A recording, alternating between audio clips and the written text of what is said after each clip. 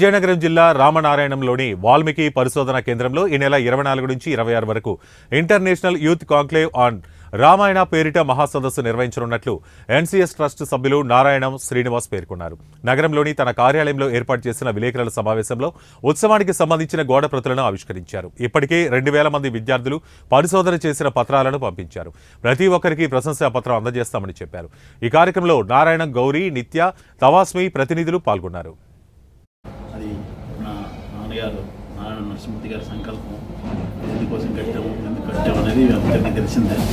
రెగ్యులర్గా రామాయణంలో విలువలను ముందుకు తీసుకెళ్లాలనే ఉద్దేశంతో అంత పెద్ద ప్రాంగణం కట్టడం, దాన్ని నడిపించడం జరుగుతుంది. దాని మీద రెగ్యులర్గా క్లాసెస్ పిల్లలకి రెగ్యులర్గా జరగడం, సమ్మర్ క్యాంప్స్ అని తవాస్మి బృందం వారితోటి వారు రామాయణం మీద 7 years రీసెర్చ్ చేశారు.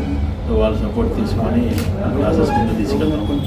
రీసెంట్గా మన వెంకయ్య నాయుడు గారు, వైస్ ప్రెసిడెంట్ గారు వచ్చి మన రీసెర్చ్ సెంటర్ కూడా ఇనాగ్రేట్ చేశారు సెప్టెంబర్లో.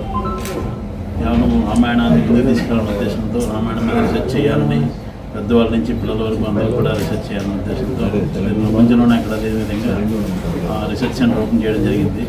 అందులో అన్ని అథెంటిక్ రామాయణాస్ అన్ని లాంగ్వేజ్లో కూడా పెట్టడం జరుగుతుంది. ఇంకా వస్తున్నాయి.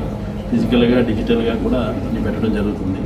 సో చాలామంది వస్తున్నారు, చదువుకుంటున్నారు. రీసెర్చ్ చేయడానికి కూడా చాలామంది ఎంక్వైరీస్ జరుగుతున్నాయి. ఆ రీసెర్చ్కి సపోర్ట్గా మనకి నేషనల్ సాంస్క్రిట్ యూనివర్సిటీ తిరుపతి వారితో అఫిలియేషన్ అగ్రిమెంట్ జరిగింది. సో వారి ద్వారా గైడ్స్ కానీ ఎవరైనా తీసుకోవడం, మనం వాళ్ళకి రీసెర్చ్ చేసే వాళ్ళకి